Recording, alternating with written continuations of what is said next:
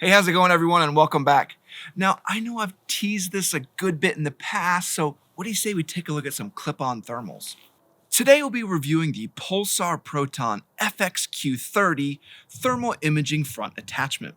And I like this because it can be both a clip-on or swap over and just use as a handheld. I'll show you though. Let's get started.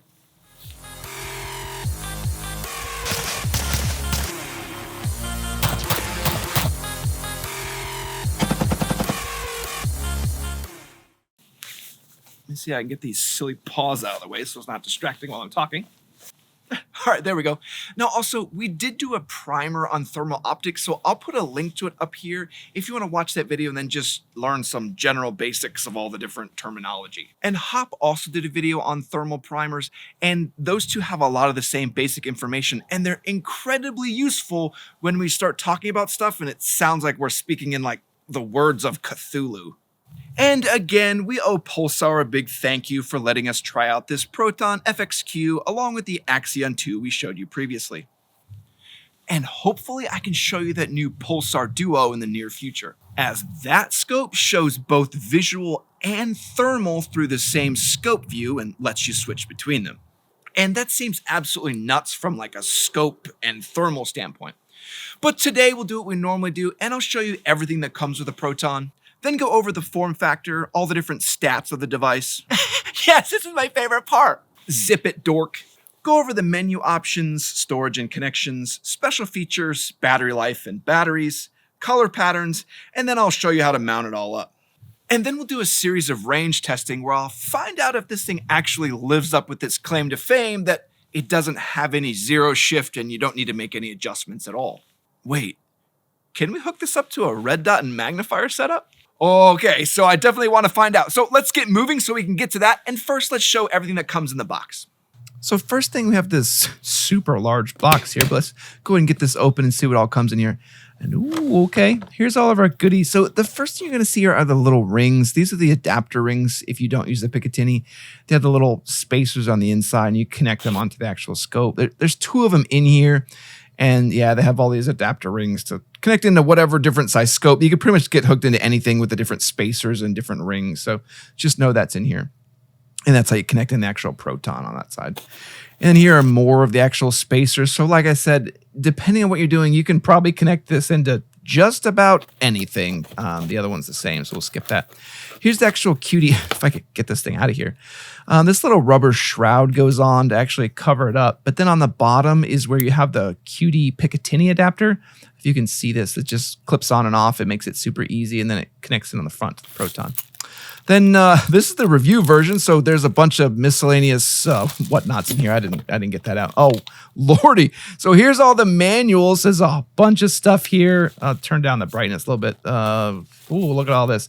A whole lot of paperwork. We are not going to go through this. If you buy this, you can go through it all. Here's a quick start guide. Well, if you guys want to see how all this goes, you can look through all this, see how to set it all up, how all the batteries go, all the details, the different spacers to use, how to set it up. We're going to go through a lot of this, maybe not all the spacers and stuff, but good grief, that's a lot of information, all the different technical specs, if you want to pause here. Oh, and French, so good grief, good news, we're all done.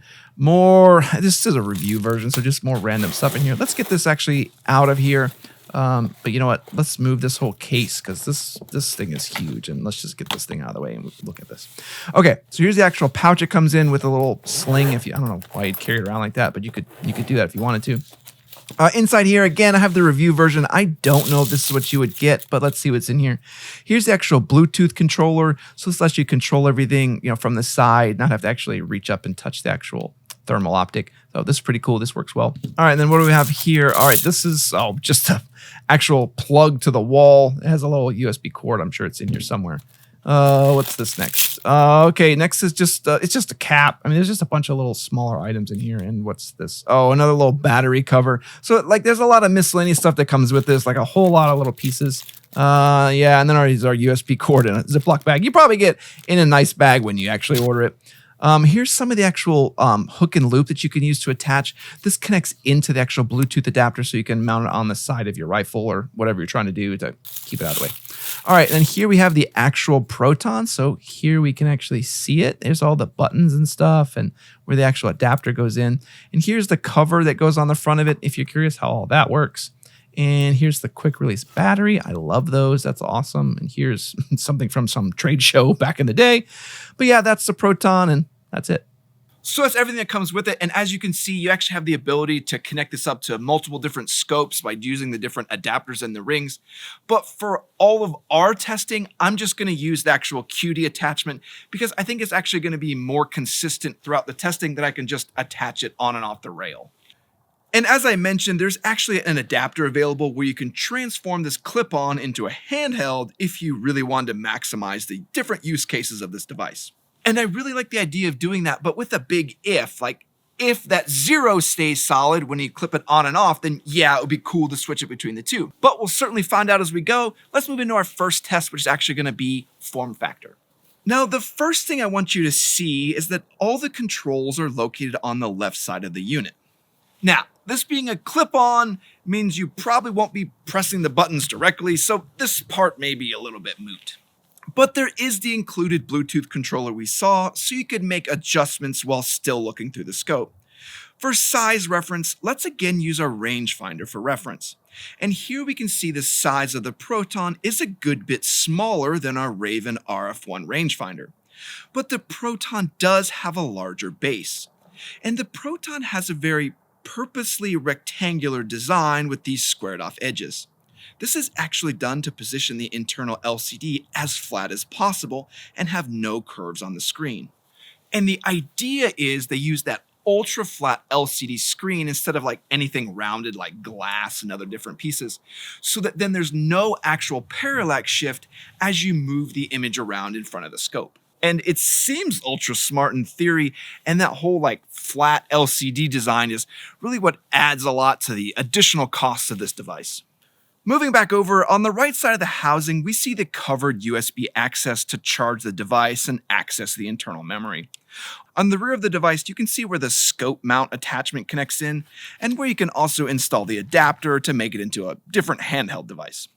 And the thermal is set at 1x magnification, so you get the same view independent of if you're using the handheld or as a clip-on, just in case you're wondering how it actually looks through the device. Well, sort of. There kind of are some tricks in regard to magnification and a clip-on that, yeah, we'll get to it. Weight-wise, the Proton is a bit more hefty than the Axion 2, but is still extremely easy to toss in a pocket, and then just clip on when you need that added thermal engagement capability. On the left side of the Proton, we see the controls and buttons we mentioned earlier. On the bottom is the blue power button that functions similar to the Axion 2 to power on the device with a long hold, place the device in standby with a short hold, calibrate the image with a tap, or turn off the device altogether with a long hold. Above this is our recording operation where we can hold the button to swap between video or photo, and then tap it to capture whatever option we have selected. And it's the same as the Axion 2, but oddly the Axion 2 seemed a little bit more responsive from just turning on and off video for some reason. But as it's going to be connected into the scope, I'll be using the Bluetooth controls or my phone to control it anyway.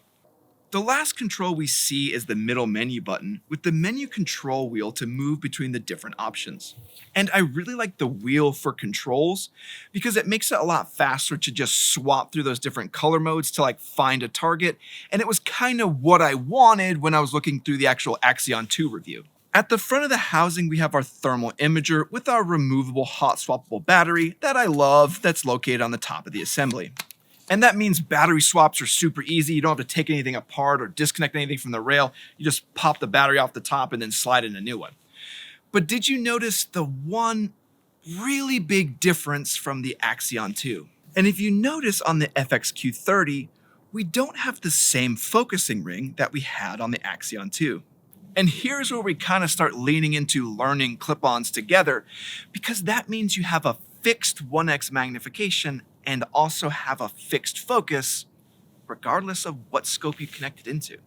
So then your scope magnification just really zooms in closer or further on that 1x image. It's a little bit tricky to understand, but we'll get through it. I think you'll be a little more fleshed out as to what I'm talking about when we go through that actual testing. But let's make all the nerds happy and show off the actual stats of this device. Mom, you have my keyboard. Type in a comment that I want to hear more about the stats. Here we see the Proton FXQ30 uses a step down from the Axion 2 we saw with the 384 by 288 sensor, but uses the same AMOLED 1024 by 768 display screen to upscale that final image. We also see the Proton uses the same 40 NETD that places it well within our excellent category in terms of thermal performance. The frame rate is also at 50 Hz, which gives easy to perceive natural movement without losing fast action of the target. Now, one more stat I want you to see here is the recommended magnification of the scope you attach it to.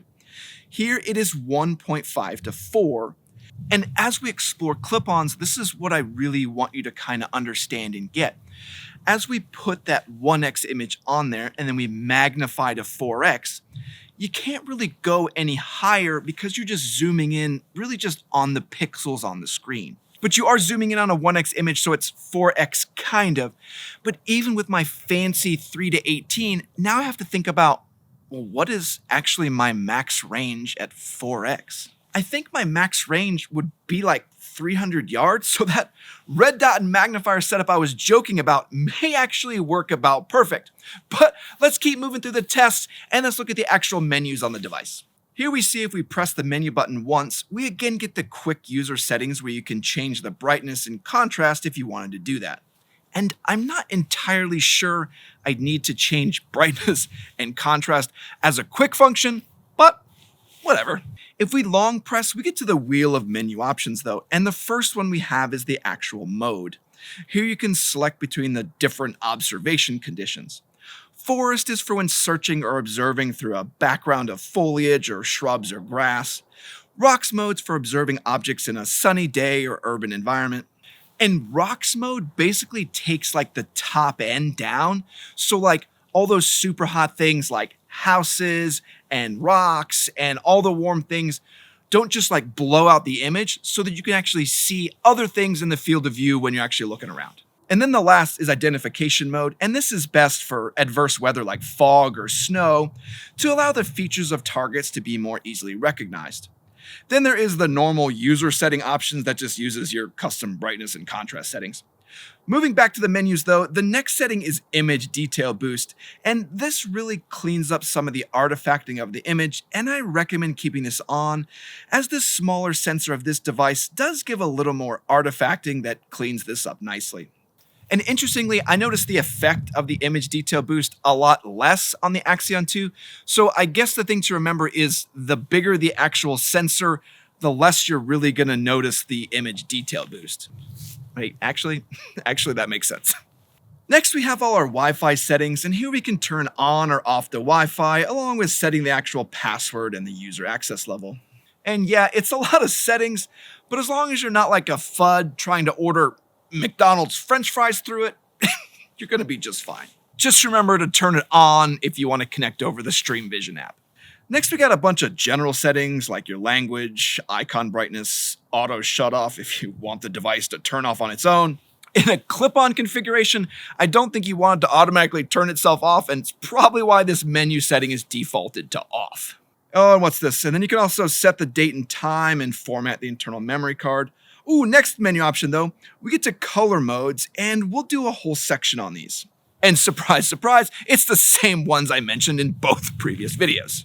And I do want to say that I do like that Pulsar has included the same color modes in all the devices we've seen so far, so if you're buying, you would definitely get what you want and not have to hunt around for a particular color pattern. All right, what's all this? Next we have device information with all the basic info on the unit. Yeah, that's boring. Then you have defective pixel repair if you have like a dead pixel on the LCD screen. I think it's worthwhile to note I've had no issues with this, and both of my review units, all their LCDs look absolutely fantastic. And then we have the microphone setting where you can actually capture the audio along with the thermal footage. And I've mentioned I normally turn this off because I usually have like a second camera and microphone setup, but I recommend you actually leave this on so then you can actually capture all the audio of what's going on along with the thermal footage that you capture. Moving on, next setting is for Bluetooth, so you can sync in the Bluetooth controller, but you don't entirely need that if you're just going to control it with your phone also. And me, for hunting, I'd probably just use my phone. For like tactical use, I definitely use the Bluetooth controller and have it like all mounted up on the side of the platform. Then for the last setting is the calibration mode. Now this is needed because the thermal sensors don't heat up uniformly, so you get these odd lines in the image. The first setting of automatic just calibrates when it senses the image needs correction, and you see this countdown and then it starts to calibrate. And as I've mentioned, this kind of stinks because I don't know what it is about auto calibration, but it seems to always calibrate exactly when I don't want it to. And the setting I like is semi-auto, where the user controls the calibration manually by pressing the calibrate button on the device, phone, or Bluetooth controller. And yeah, it's a bit more work, but it ends up with a ton more control to the user, as the screen doesn't just pause for 2 seconds as I'm just about to break a shot. Finally, there is the manual calibration mode where the shutter doesn't close and you gotta put the cap on and then hit calibrate. And I'll tell you what, it's this whole mess. And I'll tell you what, the Proton's cap isn't like easy to keep tabs on like it is on the Axion 2, so it makes it even more of a challenge to use this calibration mode. So don't use manual unless you absolutely know that you need it for whatever reason. But that's all the super exciting menus. Let's move on and look at storage and connections. The Proton FXQ30 has the same internal memory card we noted on the Axion 2. Similarly, the memory card is not removable and is accessed using the included USB slot that doubles as the memory access and the charge slot. The Proton is also compatible with the StreamVision 1 app to give you a full view of your scope on your phone. It is noted that it is not compatible with the StreamVision 2 that does give you a bit more control over the device that we saw on the Axion 2. But really, the version 1 of the app works just fine. There's just some like quality of life stuff that I like a little bit on the StreamVision 2. But it's still really cool because then you could be looking through the scope and then your spotter or whoever's with you is then actually looking at their phone and then having a same view of exactly what you're looking at. And if that's not useful, then, well, but we're just going to keep going so YouTube doesn't get mad. All right, though, the next section is going to be the special features of this device.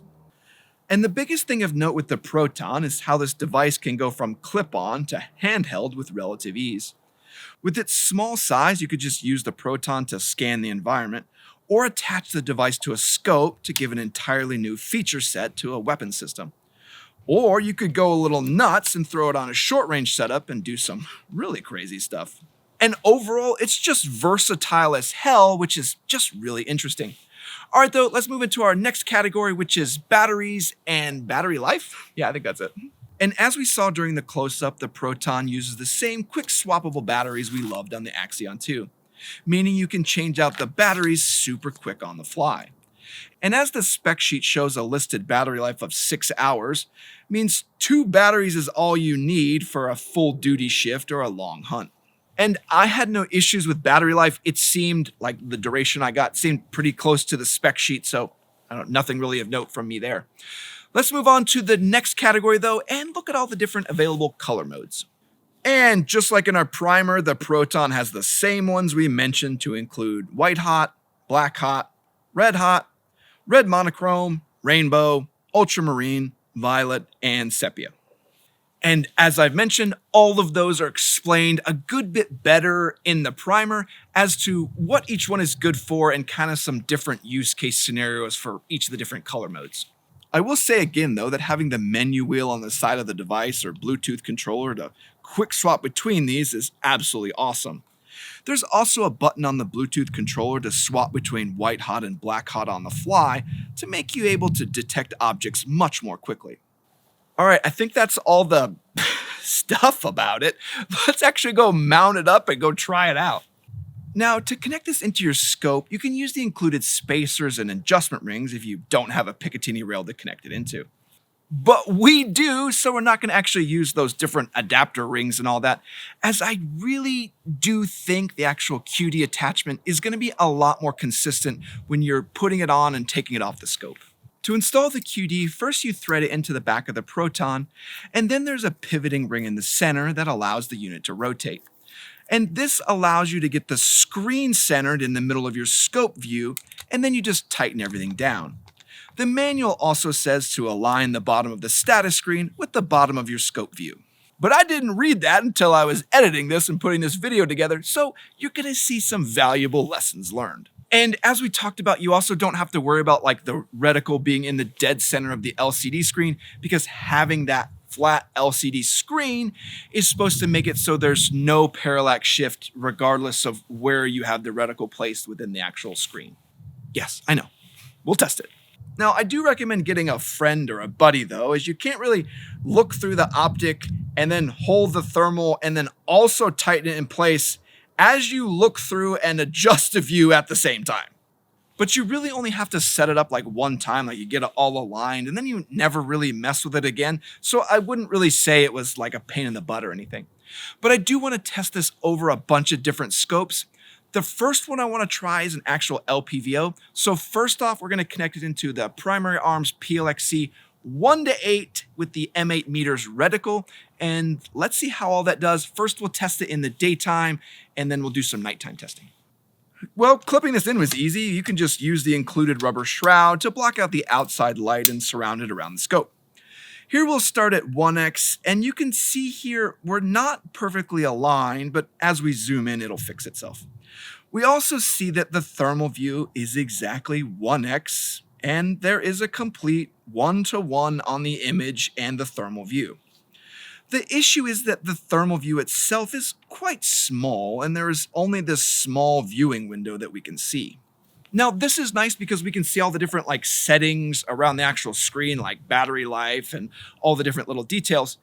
But for actual thermal use, this view isn't really all that useful. And the settings do say 1.5 is the minimum, so let's see what 1.5 gives us. Here the image fills a lot more of the viewing window, and we can still see a lot of the settings at the bottom of our screen.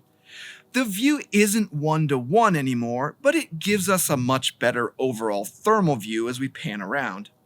Now, if we move our magnification up to 2, things obviously fill up the scope view in a much better way, but you lose some of the view on the bottom of the screen. I will say I like this 2x because I can fill the screen, but still have a view of the battery indicator. And now, as I mentioned, I learned like you can adjust this so you can see it along the bottom, but if you didn't, then you'd really need like your phone or one of your external devices to be able to see what the actual battery life of the device is. All right, moving up at 3x, we have a super clean and crisp thermal image, but really no view of the device stats. I think the 3x gives the best overall view of the thermal image, and I like how the LPVO lets me back down to 2.5 to check thermal stats if I needed to do that for some reason. Now, I do want to say that I've had to crank the brightness almost to full, like to max 20 setting. Seeing the screen with the daylight sun makes that whole thing pretty challenging. It's not impossible, but it is hard to see. Continuing up to 4x and then to 5x magnification, we see the image of the thermal is beginning to get quite pixelated, and we're definitely starting to see a good bit of distortion. Looking out at a target at 500 yards on a simulated 5x zoom doesn't really give the same result as a natural 5x on the scope. And remember, that's because with the clip-on, we really just have a 1x image that we're zooming in on, kind of like take a picture on your phone and then just bring it closer and further from your face. That's kind of what's happening here. Magnifying with a clip-on doesn't give you more detail like a scope magnification would.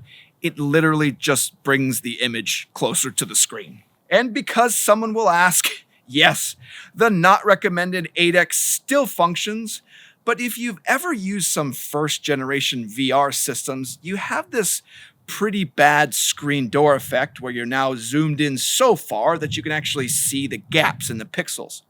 And going back to 3x really resulted in a much better overall image where you could take the same shot, but then also better sort out what the heck it is you're even looking at.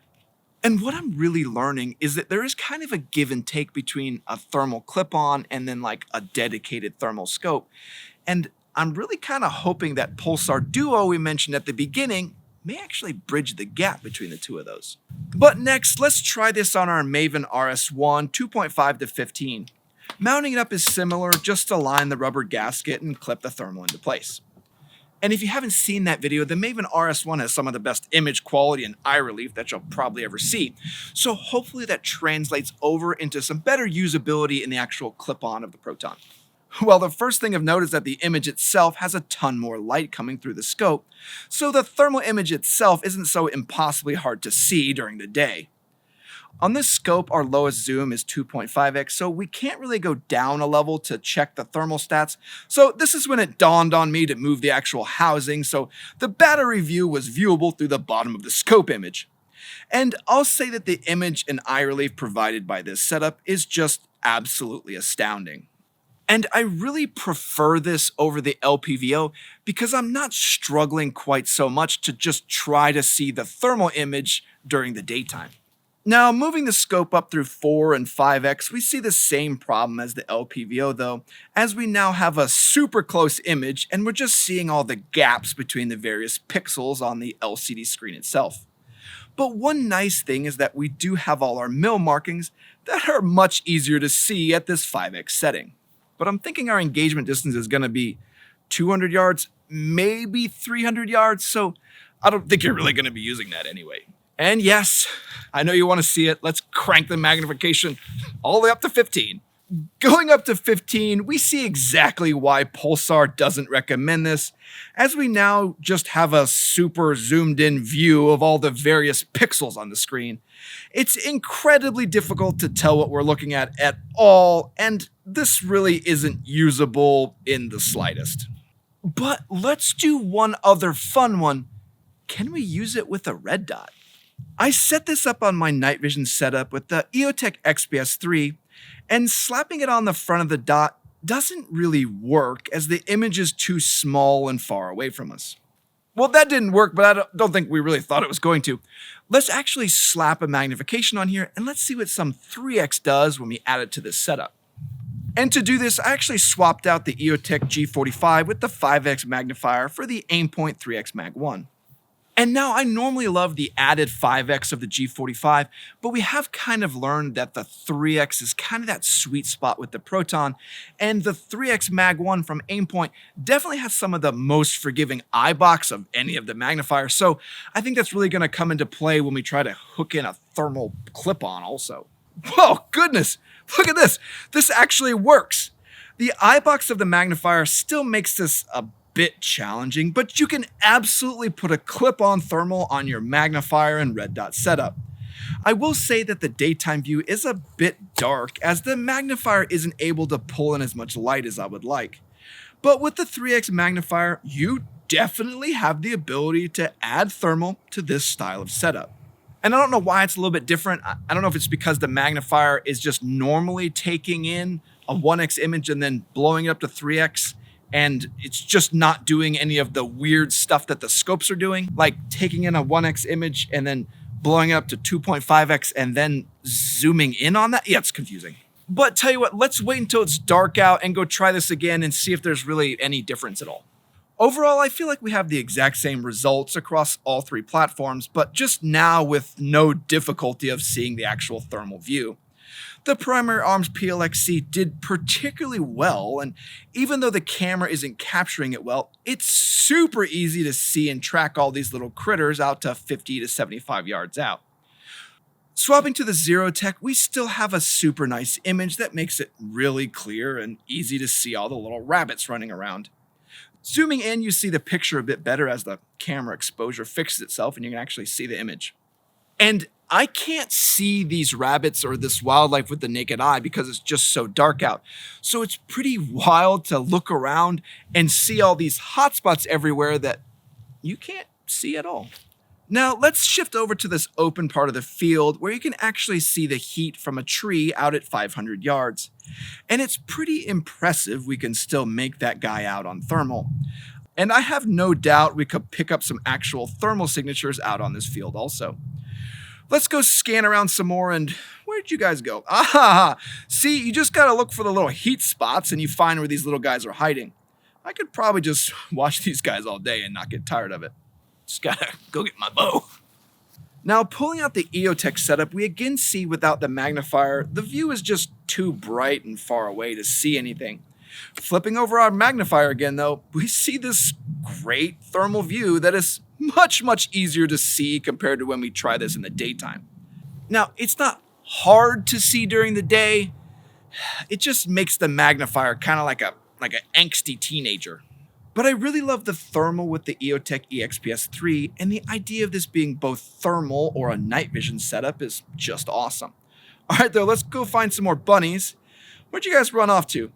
Oh, here you can also see how easy it is to make out the rest of the corn in the field. That's easily 300 to 400 yards out. It seems like all the bunnies are hiding from me though, but you get the idea of the setup and it absolutely works fine as a thermal configuration. Now, it's cool that the Proton can connect to all these different devices and give me a cool view, but if they all cause an impact shift, that would be a problem. So let's test their claim to fame and take this guy out to the range. So I took our Maven 2.5 to 15 setup out and got lined up to get some footage. Now, the first thing I'm going to tell you was this was the first moment where it became apparent that I was just zooming in on a 1x image. Here, I'll overlay the view from my normal shooting footage to compare it. And I'll say that I had to take a lot of time just to sort out if I was even looking at the target at all. And take some lessons learned from me, range shooting with the thermal definitely requires some prep and planning. Watch some YouTube videos on how to make some more thermal friendly targets so you don't go out to the range and then end up like me with targets you can't really even see. I was almost certain I was looking at the 300-yard gong, so I let one rip. Well, surprise, surprise, that was it. And yeah, there was no zero shift. I then swapped the color mode over to white hot to try to get a better contrast on the target. And listen, I'm not gonna lie, I'm pretty surprised I hit that. Like, if you want to have a comparison feeling about what it's like shooting at a target, like a 300-yard target, with like your cell phone camera. It doesn't even seem like I'm aiming at the correct thing at all. I also want to note that. But Pulsar's claim to no zero shift is absolutely valid, as I was able to clip the 300-yard gong again without having to make any adjustments at all. The flat housing and LCD really came into play with making the device truly just hook in and shoot.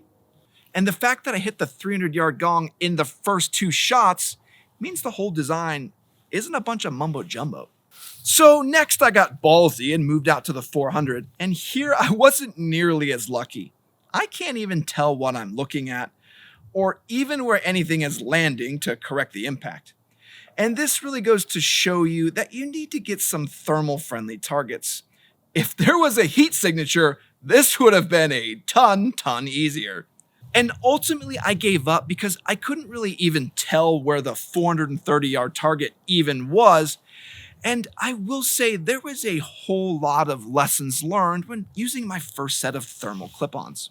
Like how the engagement range with the unit is probably about 50 to 300 yards because you're really just using a 1x image. And also I learned you really need to have proper target prep if you're going to be testing thermal optics. But tell you what, let's do some pros and cons, and the first huge pro, this adds thermal to your scope. This is probably the most impressive as you keep your scope with your reticle. You don't have to swap a bunch of stuff out, and testing the Proton across multiple platforms, I found an LPVO or 2.5 to 10 scope would probably be the best picks to connect the Proton into. Now though, as you'll probably need some of those weirder middle spaces in your actual magnification ranges, having a first focal plane scope to connect this into becomes an absolute must, which removes some of the vortex scopes where the BDCs don't line up anyway, so who cares? Alright though, the next big pro is going to be the recording capability and all that connectivity. Having your entire view be recorded by a simple button press is pretty amazing. You can get all sorts of footage and take it home with you without having a bunch of fancy camera doodads to try to capture it all properly. The additional Bluetooth control and phone connectivity means you can move through the various settings and control on the Proton without even having to leave the prone position. And that means the hunter can stay concealed and then still cycle through the various color modes when looking for various targets. And that's pretty awesome. It's pretty awesome from a tactical viewpoint too. All right, though, the next pro I want to talk about is the actual battery configuration. As the Proton uses swappable batteries on the top of the housing, you can quickly and easily swap batteries without having to remove the entire unit or take it back home to charge. And the fact that you can go 6 hours with a single battery means with just 2 charged batteries, you have the ability to use the thermal for more than an entire shift. And the Achilles heel of thermal that most people don't mention is really the battery life. So this is pretty amazing to see. All right, though, my last pro is probably my favorite. You could use this with a magnifier. Being able to clip in a red dot and magnifier setup to make my night vision platform also a thermal platform was my biggest surprise. This setup just synergizes extremely well to be a shorter range detection and engagement platform. And just being able to swap from thermal to night vision on the fly is just absolutely nuts. But I could also go on about how much I love the controls, and I haven't even touched on the fact that the whole thing can be removed and then also be able to be used as a handheld thermal. But I can't be here all day, and every great thing should have a con, so let's talk about some of those. And the first con, I think, is more of a trade-off from like clip-ons to dedicated thermal scope, but that con is that you really only get a 1x thermal image. And this means you're really limited in your range by only having a 1x image that you're bringing closer or further away. My max range was about 300 yards, and I was more than surprised I hit it, and that I hit it twice in a row.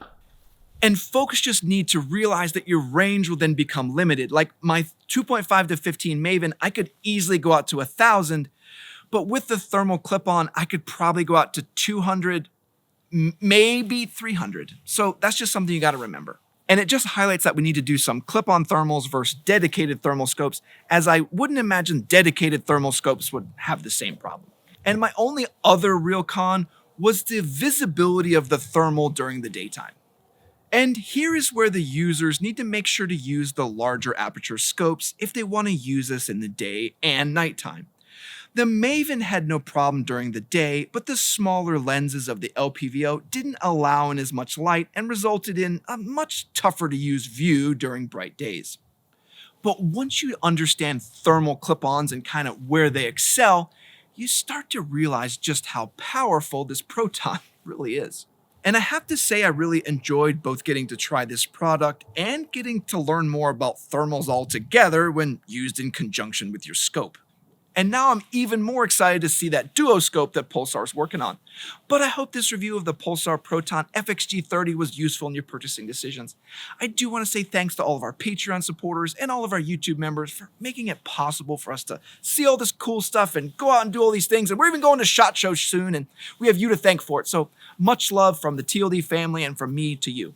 And I want to say thanks to all of our I seem to always screw up the end. I also want to say thanks to everyone that likes, comments, and subscribes.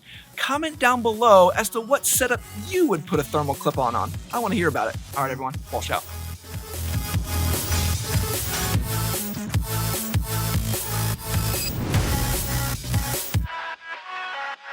If you're wondering, it's called Wildcoat. Yes, it is amazing. And if you go to the store, yes, everyone will look at you funny. It's absolutely wonderful. Oh, and yes, we do have a discount code. All right, everyone, have a good one. Mom, I got chocolate bar all over my face.